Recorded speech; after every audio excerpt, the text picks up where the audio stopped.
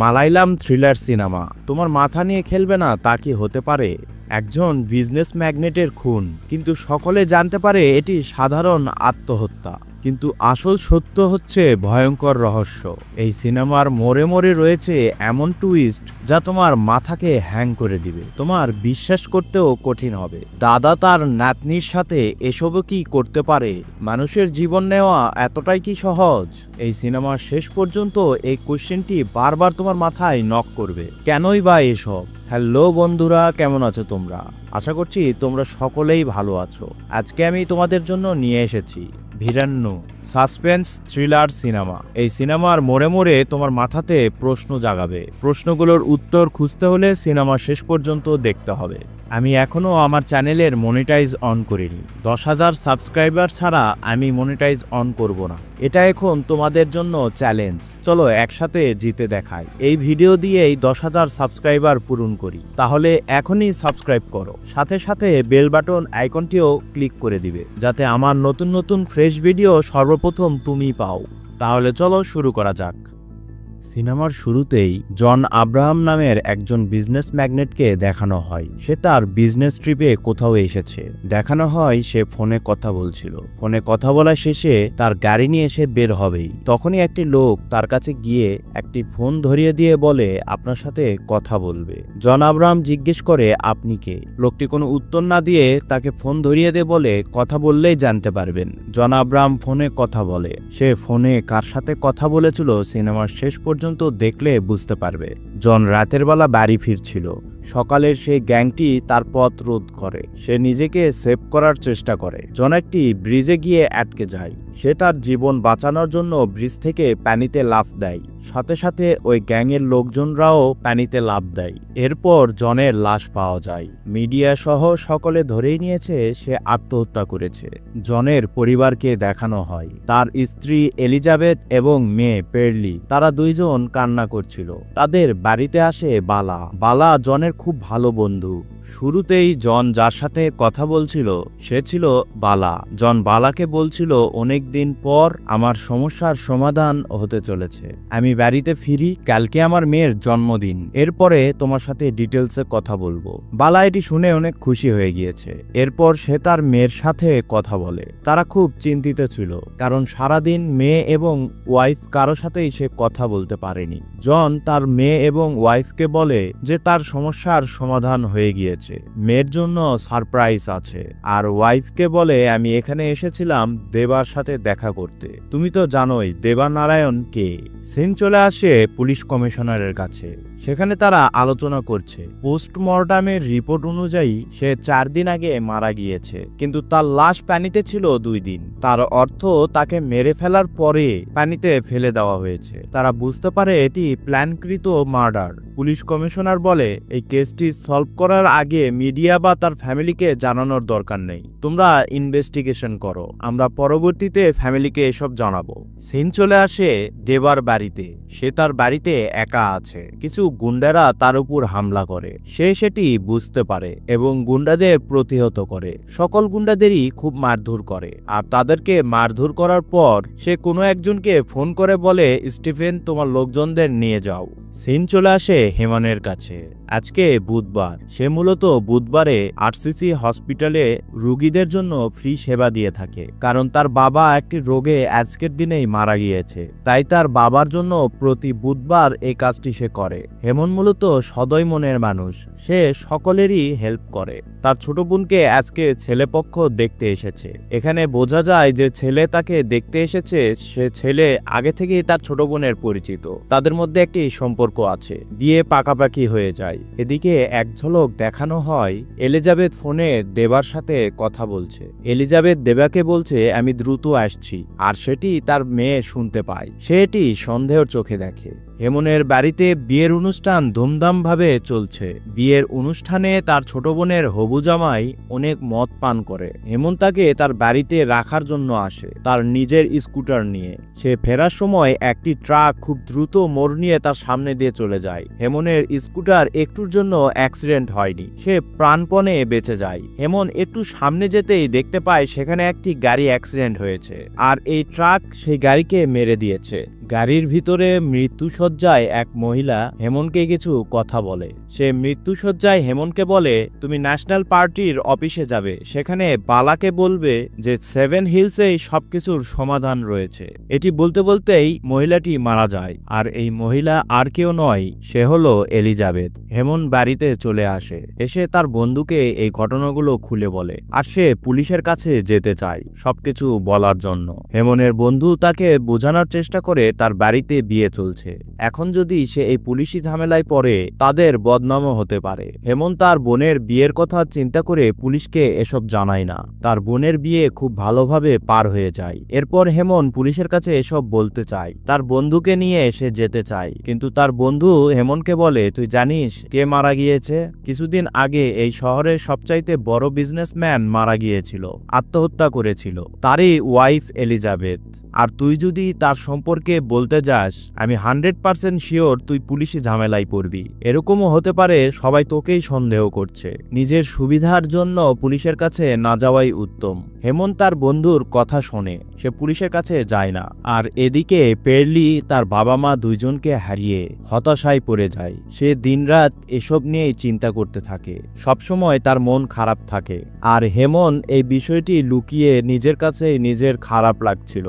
সেও সবসময় এই বিষয়টি নিয়ে চিন্তাতে থাকে, কারণ একটি মহিলা মারা যাওয়ার সময় তাকে কিছু কথা বলে গিয়েছে। সে যেহেতু উপকারী ব্যক্তি, সকলের উপকার করে, তাই সে এটি কোনোভাবেই নিজের থেকে আলাদা করতে পারছিল না।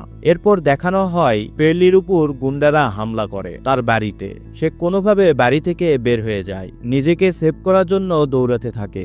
আর এর মধ্যেই বালা সেখানে চলে আসে, পেরলিকে সেভ করে। বালা পেরলিকে একটি সেফ জায়গায় নিয়ে চলে যায়। পেরলি বালাকে বলে, আমাকে সেভ করলেন কেন? আমার বেঁচে থেকে লাভ কি? আমি তো এভাবে একা বেঁচে থাকতে পারবো না।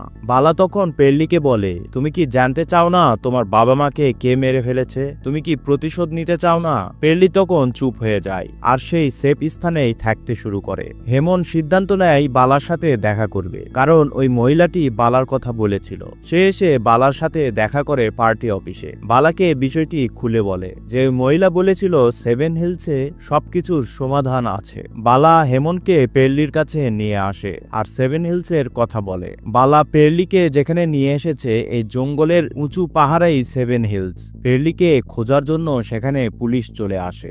বালা এটি আগেই জানতে পারে যে সেখানে পুলিশ আসছে। পুলিশ এসে পেরলিকে খুঁজে পায় না, কারণ বালা হেমনের সাথে পেরলিকে পাঠিয়ে দিয়েছে। সে হেমনের উপর বিশ্বাস করে। হেমন পেরলিকে নিয়ে সেফ স্থানে চলে যায়, কিন্তু রাস্তার মাঝখানেই সেই গুন্ডারা এদের উপর আবার হামলা করে। আর সেখানেই এন্ট্রি হয় দেবার। দেবাকে এরা দুইজনই চেনে না।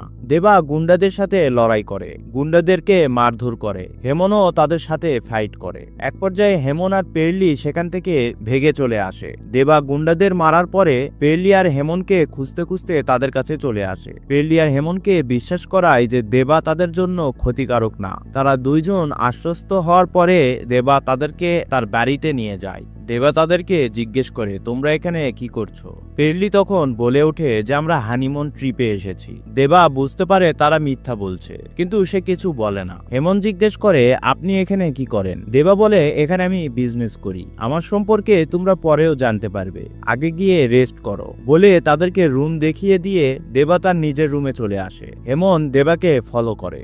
দেবার প্রতি হেমনের সন্দেহ ভাব আছে। এদিকে পেরলিও সাসপেন্স মুডে আছে। তারা সকলে ফ্রেশ হয়। দেবা পেরলিদের জন্য খাবার তৈরি করে। রাতের বেলা তারা খাবার শেষ করার পরে দেবা তাদেরকে বলে, আমার একটু কাজ আছে, আমি কাজ শেষ করে আবার চলে আসব, তোমরা নিজেদের মতন সাবধানে থেকো। সে বাইরে যাবে শুনে হেমন আর পেরলি তাকে জিজ্ঞেস করে, কি কাজে আপনি বাইরে যাবেন এত রাতে? আমার বিজনেস রিলেটেড কিছু কাজ আছে। পেরলি বলে, আপনি এত বড় বাড়িতে একা থাকেন, আপনার ভয় লাগে না? দেবা তখন সাসপেন্স মুডে বলে যে ভয় তো লাগে মানুষের জন্য, মানুষ নাই ভয়ও নাই।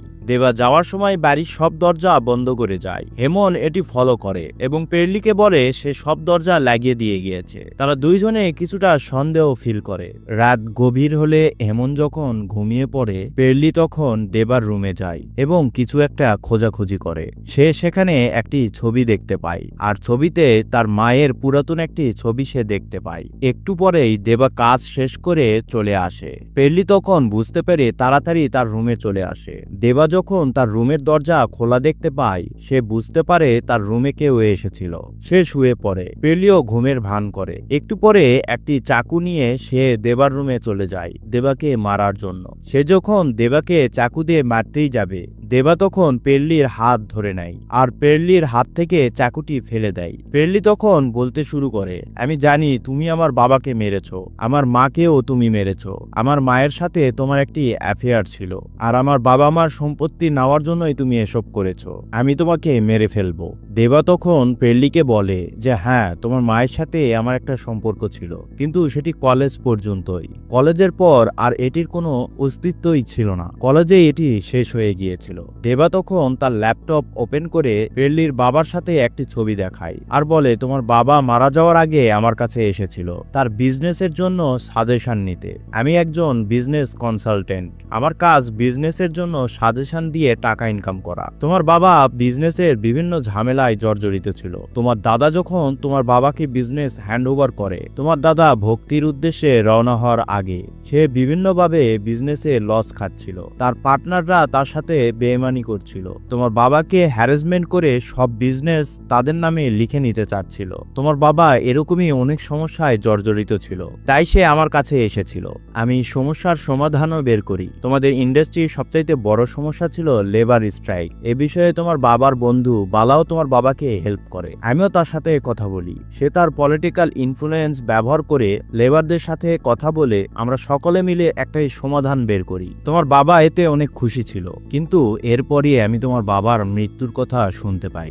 দীর্ঘদিন পরে তোমার মার সাথে আমি দেখা করি। তাকে আমি বলি যে এভাবে আমাদের দেখা হবে আমি কখনো কল্পনাও করিনি। আমি তাকে বোঝানোর চেষ্টা করি যে তোমাদের ইন্ডাস্ট্রি সে যেন টেক ওভার করে আর আমি তাকে হেল্প করব। আর সে আমার কথা মতোই তোমাদের ইন্ডাস্ট্রি টেক ওভার করার চেষ্টা করে। আর তখনই ইন্ডাস্ট্রির আরো শেয়ার হোল্ডাররা যারা তোমার বাবাকে বিপদে ফেলেছিল তারাই তোমার মার কাছে গিয়ে আমার সম্পর্কে তোমার মাকে উল্টাপাল্টা বলে। আর তারা এটিও বলে যে আমি আর তোমার মা দুইজনের মধ্যে সম্পর্ক আছে, আমরাই তোমার বাবাকে মেরে ফেলি। আর তুমি এটি শুনেছিলে। তোমার মা এই সম্পর্কে আমার সাথে কথাও বলেছিল যে তুমি তোমার মার সাথে আর কথা বলো না। এটি শোনার পর থেকে সে অনেক আফসোস করেছিল। সে যেদিন আমার সাথে দেখা করে এখান থেকে যায় তার কয়েকদিনের মধ্যেই তোমার মা অ্যাক্সিডেন্ট করে মারা যায়। কিন্তু আমার মনে হয় এটি অ্যাক্সিডেন্ট নয়, এটি মার্ডার। আর তোমার বাবাও আত্মহত্যা করার মতন লোক নয়। তোমার বাবার শত্রুরা আমার উপরও অ্যাটাক করিয়েছিল। মানে এখানে বোঝানো হয়েছে সিনেমার শুরুতেই দেবার উপর যে অ্যাটাক হয়েছিল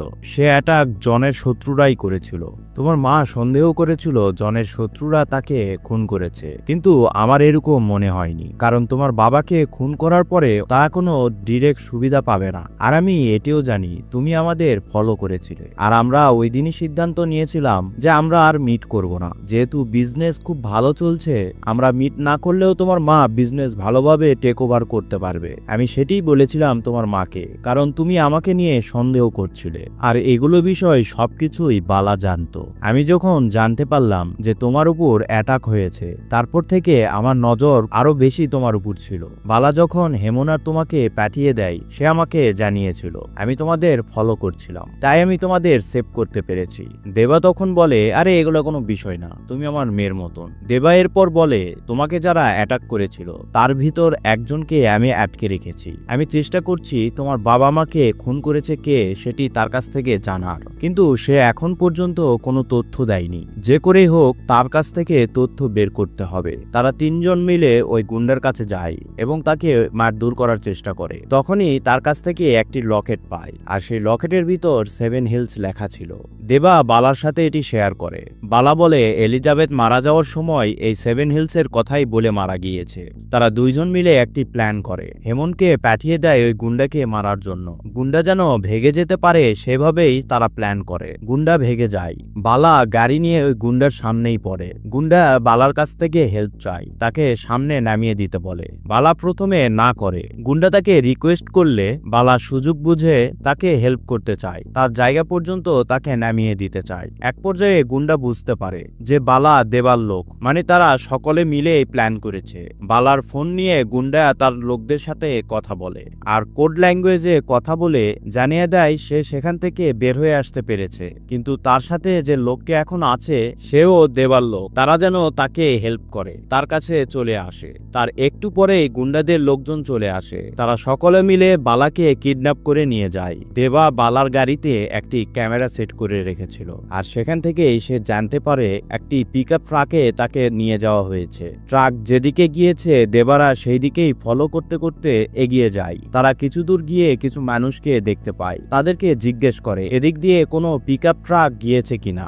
তারা বলে হ্যাঁ, এই রাস্তা দিয়ে কিছুক্ষণ আগে একটি ট্রাক গিয়েছে। দেবা যখন ওই লোকদের জিজ্ঞেস করে যে রাস্তা কোথায় গিয়েছে, তারা তখন বলে এখানে একটি ব্রিটিশ বাংলো আছে, এই রাস্তা সেখানেই গিয়েছে। কিছুদিন পর পর সেখানে পার্টি হয়, অনেক লোকজন আসে। তখন এরকম মুরগি, ভেড়া, গরুর ট্রাক প্রতিনিয়তই যেতে থাকে। দেবা যখন বলে তোমরা কি আমাকে ওই জায়গা পর্যন্ত নিয়ে যাবে, তখন এই জঙ্গলের বাসিন্দারা অনেক ভয় পেয়ে সেখান থেকে চলে যায়। দেবারাও বুঝতে পারে যে ওখানে ভালো কিছু হয় না। তারা ওই রাস্তা ধরে ওই ব্রিটিশ বাংলো পর্যন্ত চলে যায়। চারিদিকে লক্ষ্য করে সেখানে ঢোকার তেমন কোনো রাস্তা পাচ্ছিল না, একটি রাস্তা। কিন্তু দেবা প্ল্যান করে তারা রাতের বেলা এখানে ঢুকবে, তাদের ব্যাকআপও দরকার আছে। তারা তিনজন ভিতরে ঢুকে যায়, আর এখানে ভৌতিক কিছু হচ্ছে। তারা এখানে শয়তানের পূজা করছে মূলত।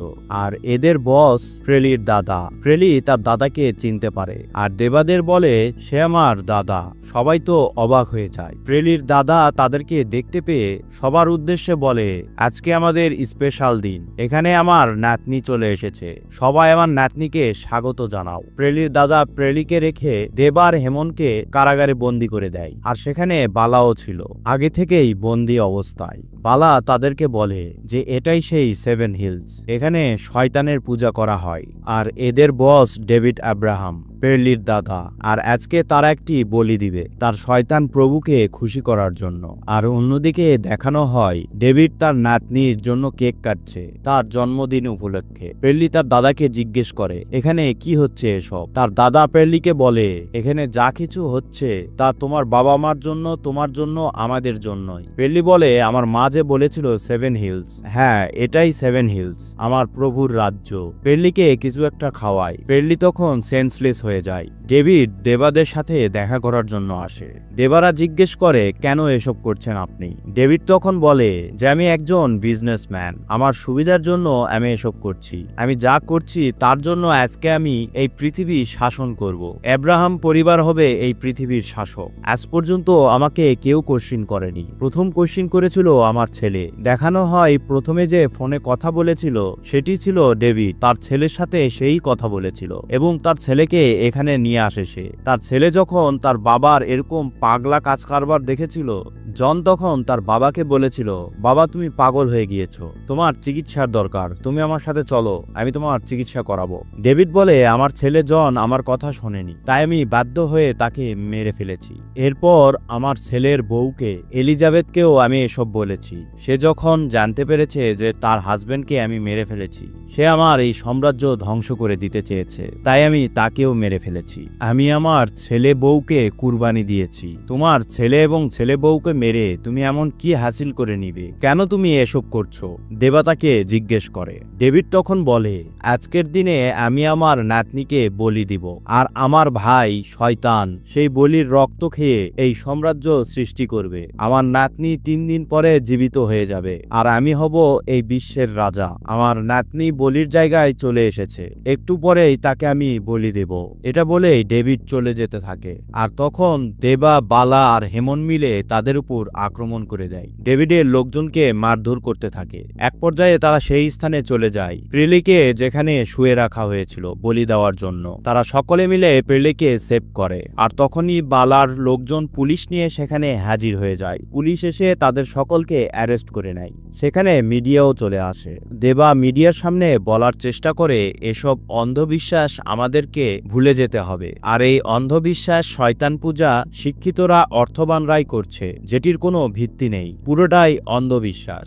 আমাদের এগুলো পরিহার করতে হবে। তোমরা যেহেতু এখন পর্যন্ত সিনেমা দেখছো, তার মানে তোমাদের ভালো লেগেছে, তাহলে আমি একটা লাইক পেতেই পারি। আর হ্যাঁ, এই সিনেমাটি একটি সত্য ঘটনা অবলম্বনে তৈরি করা হয়েছে। মানুষকে অন্ধবিশ্বাস থেকে বিতাড়িত করার জন্য এই সিনেমাটির তৈরি। এগুলো বলেই সিনেমা শেষ হয়ে যায়। তোমরা চাইলে এই সিনেমাটিও দেখতে পারো, আশা করি ভালো লাগবে। তবে সিনেমার ফিনিশিং আমার কাছে ভালো লাগেনি। সিনেমার ফিনিশিং অন্যরকম হলে আরো ভালো হতো। তোমাদের কেমন লেগেছে কমেন্ট করে অবশ্যই জানাবে। আজকে এই পর্যন্তই, তাহলে দেখা হচ্ছে নতুন কোনো ভিডিওতে নতুন কোনো অ্যাঙ্গিকে। ততক্ষণ পর্যন্ত ভালো থাকো, সুস্থ থাকো, আল্লাহ হাফেজ, টাটা, বাই বাই।